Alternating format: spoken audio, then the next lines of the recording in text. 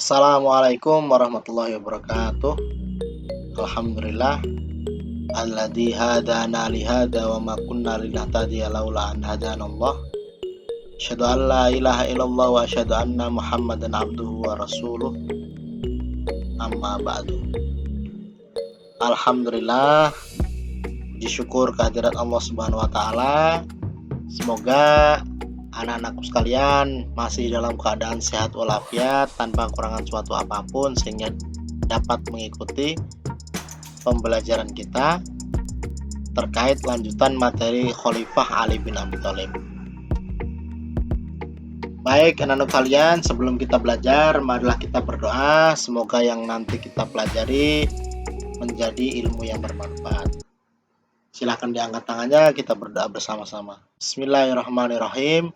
Rabbi zidni ilma warzuqni fahma. Rabbi srah li sadri wa yassir li amri wahlul 'uqdatam min lisani yafqahu qawli. Amin ya rabbal alamin. Tujuan pembelajaran kita, anak-anak sekalian, peserta didik atau kalian dapat meyakini kebenaran sejarah sahabat Ali bin Abi Thalib sebagai khalifah dan perjuangannya serta jasa-jasa beliau selama menjadi khalifah. Itu tujuan pembelajaran kita kali ini. Sebelumnya di minggu kemarin Bapak sudah menerangkan kepada kalian tentang profil atau silsilah Ali bin Abi Thalib. Siapa namanya, siapa istrinya, siapa abahnya, siapa nama kecilnya, dari suku mana, semua sudah Bapak terangkan di pembelajaran kemarin. Kalau masih ada yang mau mengingat-ingat, silahkan nanti diputar lagi video yang kemarin Bapak bagikan atau di YouTube Bapak. Kemudian Bapak juga sampaikan kepada kalian kepribadian Ali bin Abi Thalib. Ali itu termasuk pemuda yang berani, Ali itu termasuk babul ilmi, orang yang paling cerdas di kalangannya. Nah, Bapak juga sampaikan masa kecil dan julukan-julukan beliau. Ada julukannya babul ilmi, pintu gerbangnya ilmu pengetahuan. Ada julukan beliau karamallahu wajhah, yang wajahnya diberikan karomah oleh Allah. Nah, semua sudah Bapak sampaikan di pembelajaran sebelumnya. Silahkan dibaca-baca lagi. Nah, sekarang Bapak akan sampaikan kelanjutannya waktu Ali bin Abi Thalib sudah menjadi dewasa dan khususnya saat beliau diangkat menjadi khalifah atau pemimpin Islam. Nah, anak kalian, semuanya diawali dari wafatnya sahabat tercinta Utsman bin Affan, khalifah yang ketiga. Ali merupakan khalifah yang keempat lah. Setelah kematian Utsman, keadaan umat Islam menjadi kacau dan tidak kondusif. Banyak terjadi pemberontakan, banyak pihak yang menuntut agar siapa pembunuh Utsman itu ditangkap dan dihukum kisos sesuai dengan hukum Islam. Maka muncullah dua sahabat, Zubair bin Awam dan Tolhah bin Ubaidillah. Dua sahabat senior ini yang mendesak Ali agar segera dibaiat menjadi khalifah. Nah, akhirnya Ali sebenarnya pertama tidak mau diangkat menjadi khalifah. Maka karena memang Ali yang paling dekat dengan Rasulullah, yang paling baik akhlaknya setelah Abu Bakar, Umar, dan Utsman yang sudah meninggal, maka dibaiatlah Ali. Baiat itu apa Pak? Baiat itu sumpah setia atau janji setia Ali terhadap Ali. Nah, peristiwa ini berlangsung pada tanggal 25 Dzulhijjah tahun 35 Hijriyah, tepatnya di Masjid Nabawi, Masjid Madinah. Nah, selama menjadi khalifah, ini trivia. Apa itu trivia? Yuk, fakta-faktanya Ali bin Abi Thalib menjadi khalifah di umur sekitar 56 tahun. Umur yang sudah lumayan tua. Kemudian Ali menjabat sebagai khalifah kurang lebih hampir selama 5 tahun. Waktu yang paling singkat dibandingkan khalifah-khalifah yang sebelumnya. Dari tahun 656 sampai 661 Masehi, atau dari tahun 35 Hijriah sampai 41 Hijriyah. Nah, ini yang paling utama, memindahkan pusat kekhalifahan atau ibu kota kekhalifahan dari Madinah menuju ke Kufah atau Basrah, sekarang di Irak. Nah, kenapa Pak dipindahkan? Karena memang banyak sekali orang-orang yang memberontak, banyak sekali orang-orang yang tidak setuju. Yang pemberontak itu lebih banyaknya di Madinah, makanya Ali berinisiatif memindahkan ibu kota kekhalifahan pindah ke kota Kufah. Jasa-jasa beliau selama menjadi khalifah, yang pertama dalam bidang hukum, yang selanjutnya membentuk Masjid Syura. Nanti Bapak akan terangkan satu persatu di slide selanjutnya. Membentuk satuan keamanan militer, menjaga stabilitas keamanan, dan membentuk Baitul Mal. Yang pertama, dalam bidang hukum, jasa Ali adalah Ali mengembangkan sistem investigasi kriminal dan membuat kebijakan tentang pemisahan antara saksi kunci dan pembuktian pembenaran dan mengungkap kenyataan. Syarat hakim pada masa Ali bin Abi Thalib adalah menguasai permasalahan yang dihadapi kaum muslimin, sehat akalnya, balik, matang usianya, lemah lembut, menguasai syariah, mengetahui nasih dan mansuh, serta muslim. Itu jasa Ali di bidang hukum. Kemudian selanjutnya membentuk Majelis Syura. Apa Majelis Syura itu? Kalau kalian lihat gambar di sampingnya itu sudah sedikit paham lah apa itu Majelis Syura. Majelis Syura.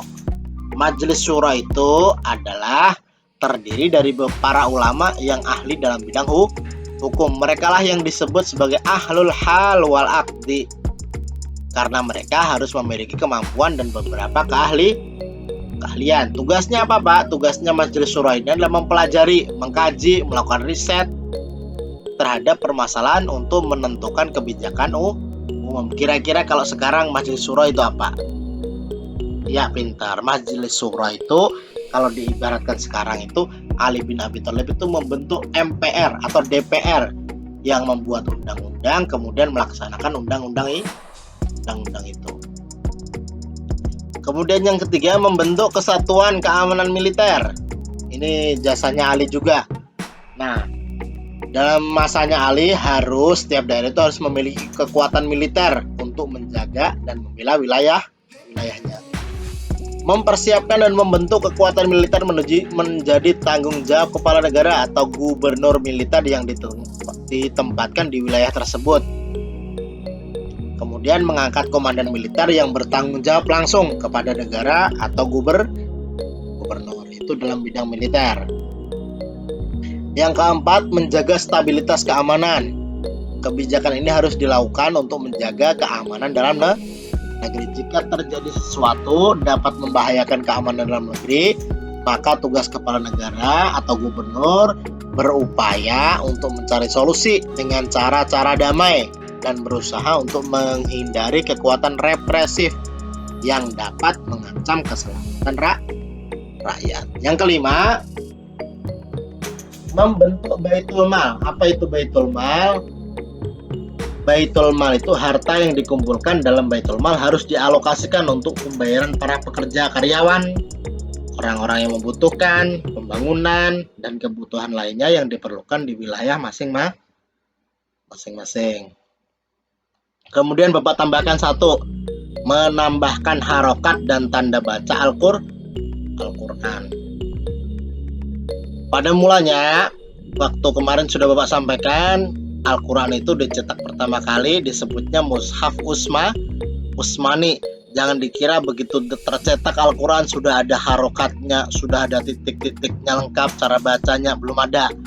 Semuanya masih berupa huruf Arab halus, huruf Arab gundul, tidak ada harokatnya, bahkan titik komanya belum ada. Maka Ali adalah salah satu orang yang berjasa memberikan tanda atau harokat tanda baca dalam Al-Quran. Tidak ada titik sebagai pembeda, juga tanpa harokat, dan menentukan suara atau tanda nada. Tidak tahu panjang pendeknya karena nggak ada harokatnya dulu itu. Maka Ali termasuk orang yang berjasa dalam hal ini. Kemudian ini kematian Ali bin Abi Thalib. Setelah beliau 5 tahun memimpin dengan berbagai jasanya, dengan beberapa pemberontakan di dalamnya. Tapi kita tidak akan bahas pemberontakannya karena memang fokusnya kita adalah ke jasa-jasa beliau selama beliau menjadi khalifah. Ali meninggal dunia di usia 63 tahun pada tanggal 19 Ramadan. Abdurrahman bin Muljam, seorang yang berasal dari golongan Khawarij atau pemberontak, menusuk tubuh Ali pada saat beliau mengimami sholat subuh di Masjid Kufah, dan Ali bin Abi Thalib mengembuskan nafas terakhirnya pada tanggal 21 Ramadan tahun 40 Hijriah. Akhirnya wafatlah seorang singanya Allah, orang yang paling pemberani, orang yang paling cerdas, salah satu orang yang paling cerdas, Ali bin Abi Thalib. Nah, sekarang setelah selesai Bapak sampaikan, ada soal untuk kalian. Silahkan dijawab soalnya di kolom komentar. Sebutkan 2 jasa Ali, 2 saja. Tadi Bapak sebutkan ada 6. 2 saja jasa Ali bin Abi Thalib selama beliau menjabat sebagai khalifah. Silahkan kalian tulis di kolom komentar. Kemudian sebelum Bapak akhiri, marilah kita berdoa kembali. Silahkan diangkat tangannya. Semoga apa yang telah kita pelajari menjadi ilmu yang bermanfaat. Semoga kalian dimudahkan dalam memahami pelajaran-pelajaran yang disampaikan oleh Bapak dan Ibu guru. Bismillahirrahmanirrahim. Allahumma arinal haqqa haqqa warzuqna ittiba'ah wa arinal batila batila warzuqna ijtinabah. Amin ya rabbal alamin. Sekian dari Bapak. Salah dan khilaf Bapak mohon maaf. Bapak akhiri. Nun wal qalami wa ma yasturun fastabiqul khairat. Assalamualaikum warahmatullahi wabarakatuh.